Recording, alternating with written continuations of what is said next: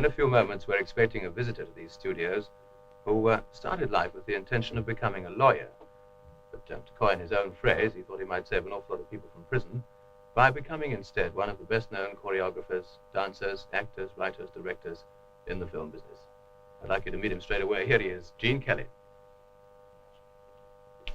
Hello, Gene. Hello, Peter. How are you? Oh, I'm fine, thanks. And you? Well, just fine. It's good to be here and do a little bit of work over in England. Well, we're glad to see you, Gene. I remember about 3 months ago I was talking to your wife in this very same building. Yes, so I understood. That was about Marty. Yeah. Plug, you see, for her picture. Of course. How is she? She's just fine. She's over here now with me, my little girl, and we're afraid we have to leave soon, but we're glad to be here. Good. Gene, let's go straight to you now. How did you start? Well, start what? Start coming to England or... Start in the business. Well, that's a long story. I'm afraid it's sheer economics. I had to make a living some way, and I didn't want to do it by stealing. So when I became a dancer, I was working my way through school, and I found out I could do it best by doing little performances and dancing, and I soon fell into show business. It's as simple as that. Now, they tell me that you opened a dancing school when you were 18 years old. Is it right? Yes, I started to teach kids on the block and fellow students at school and so forth. And I got so interested in it, I began to study very hard, and fortunately, it turned out very well. After a while, though, I decided to brave New York City and become a choreographer, but strangely enough, nobody wanted me to be a choreographer, so I ended up being an actor. But afterwards, I became a choreographer again. Gene, what was your first picture? Me and My Gal with Judy Garland. Mm-hmm. Gee, that seems a long time ago. You shouldn't ask me questions like that. I get feeling older here. Yes, that was the first one, and then it went on from there. Mm-hmm. Do you remember that one? Well, I don't think I do, as a matter of fact. Just a boy. I'll tell you what I do remember, one I like very much, Three Musketeers. I liked that one myself. And you were all over the place, weren't you? Yes. That was hard work, but we enjoyed it. Mm-hmm. Sort of cowboys and Indians with long wigs and Yes, beards yes. and everything. Yes, I like that. I'm glad you mentioned that. That's about the only one that I didn't dance in for quite a while. Dean, where did you develop this particular style of dancing, which is very much all your own? Well, I believe it or not, was a classic ballet dancer first, and a lot of things I tried to say, I found I couldn't quite say.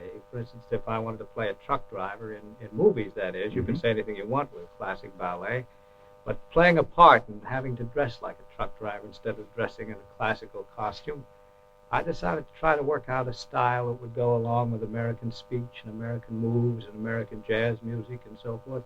So I did work hard at developing a style of my own. Now, whether this is successful or not, we'll leave that to you to judge. But it was with malice aforethought that Yes? I did it all.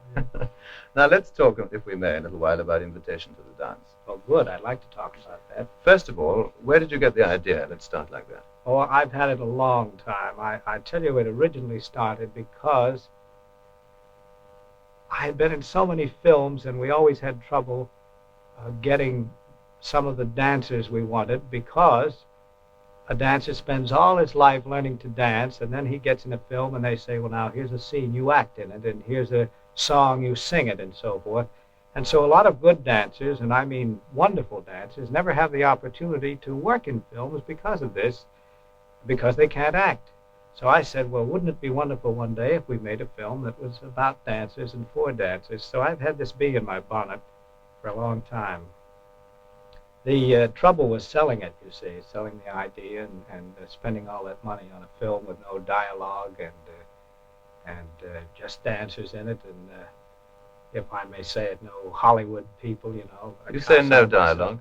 No dialogue, no. It's all dancing, really all dancing. Do you find that dancing in television and dancing in films has maybe drawn a lot of people to the ballet?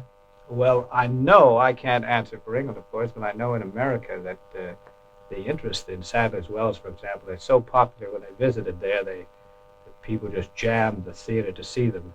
And I know a big reason for that was ballet films, particularly, I must say, the English film Red Shoes, you see. Oh, yes. Yes. So it has had a great effect on popularizing the ballet in America. And I'm sure it must have over here, too. Well, I think it probably has. It's like so many other things, you know, when you see something at home on your television screen, you want to go and see more of it. Well, I'm glad to hear Oh, that. Mr. Kelly, please. We're ready now. Yes, I think I must go and make a living here. Well, Peter. Gene, just before you do go, one Yes. more question. Any regrets at all about not being a lawyer? Any regret? No, I don't think so.